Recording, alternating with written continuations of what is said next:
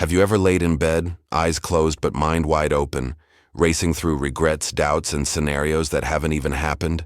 One thought leads to another, and before you know it, you're trapped in a mental maze with no exit. That's overthinking. And it's more common than you think, especially as we grow older. With more life behind us and fewer distractions in front of us, the mind starts revisiting the past, fearing the future, and drowning in what-ifs. But here's the truth. Overthinking is a mental habit, not a personality trait. It can be changed, not through force, but through gentle, proven practices. Before we dive in, take a second to hit that like button if you've ever struggled with overthinking. And if you're new here, subscribe, because we talk about the kind of mental freedom that most people only dream about. And stay with me till the very end, because I'll share a powerful 3-minute daily ritual that can completely change how your mind responds to stress. Let's get started. Overthinking isn't just a bad habit. It's your brain's way of trying to feel safe. It believes that if it analyzes a problem long enough, it'll find the perfect solution. That if it replays a memory enough times, it can rewrite the outcome. But the truth is, thinking more doesn't equal thinking better. In fact, the more you think, the less clarity you often have. And as we age, this pattern can intensify. Why? You have more time on your hands after retirement. You've lived through more experiences, both good and bad. You start reflecting on what could have been or what's next. This cocktail of reflection, fear, and free time creates the perfect storm for overthinking. Your brain is a prediction machine. It constantly tries to forecast future dangers or fix past regrets. But without direction, that energy becomes mental noise. Ask yourself, do I replay old conversations in my head? Do I struggle to make even small decisions? Do I constantly imagine worst-case scenarios? If the answer is yes, you're not broken. You're just caught in a loop. The good news, loops can be broken. Let's look at how to recognize and step out of them. Most people don't even realize when they're overthinking. It starts small. Why did she say that? What if I mess this up? Did I lock the door? What if something bad happens? These questions snowball. And soon, your entire mind is hijacked by fear and rumination. Here's your first tool. Label it. When you catch your mind spiraling, say internally or out loud, "This is overthinking. I see it."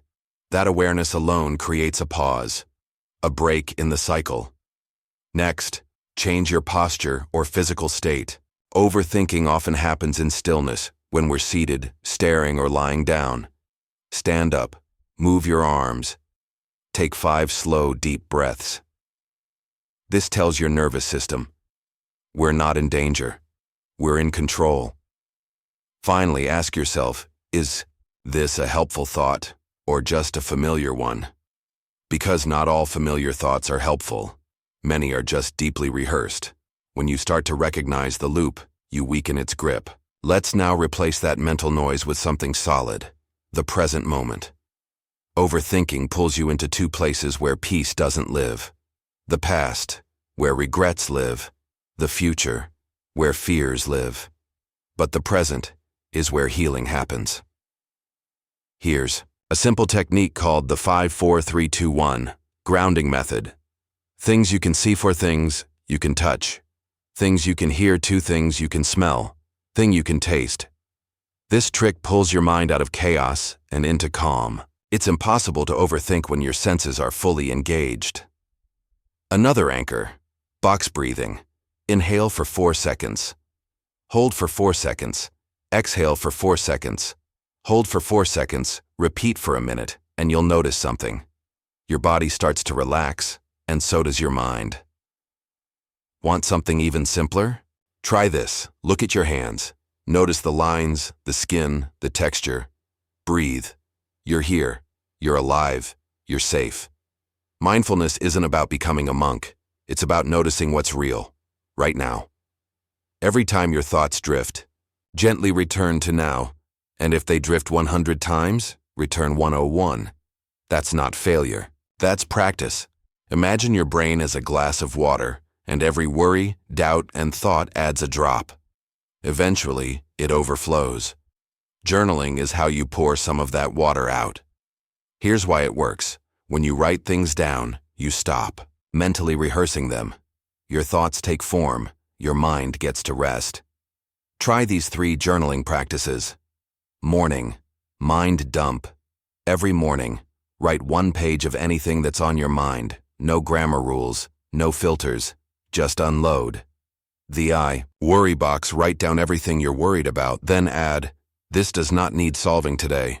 You'll be surprised how much lighter you feel. The gratitude list, write down 3 things you're thankful for every day. Gratitude shifts your focus from lack to abundance, and an abundant mind overthinks less. Remember, journaling isn't about solving problems. It's about giving your mind space to breathe. You don't have to keep it forever.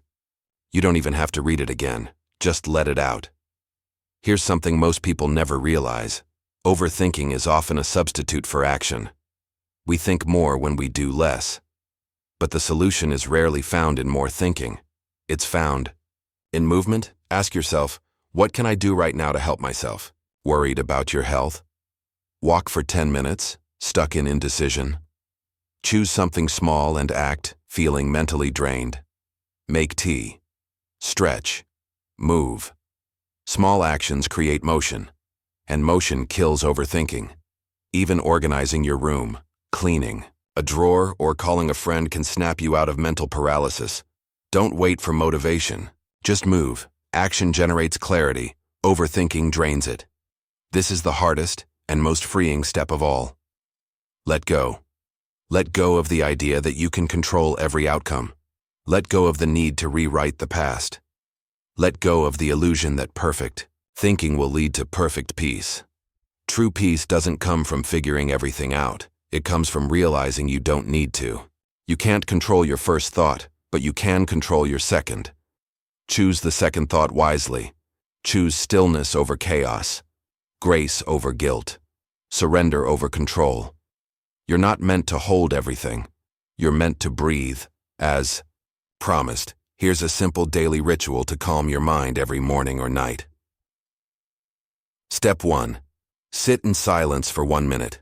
Let thoughts come and go. Don't judge. Just observe. Step 2. Breathe using the box breathing technique. Seconds in, 4 seconds hold, 4 seconds out, 4 seconds hold. Do this for 1 minute. Step 3. Gratitude. Reframe. Ask, what is one good thing in my life right now? Say it out loud or write it down. That's it.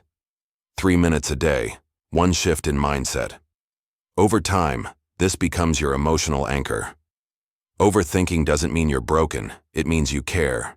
But caring should never cost you your peace. You now have the tools to pause, to breathe, to write, to act, to let go. You have the power to calm your mind, even after decades of racing thoughts. You're not too old to change. You're not too late to learn peace. In fact, now is the perfect time. If this video helped you, hit that like button so more people can find peace too, and subscribe for weekly tools to help you master your mindset and enjoy the second half of Life with Clarity and Strength. Until next time, be gentle with your thoughts and stronger than your fears.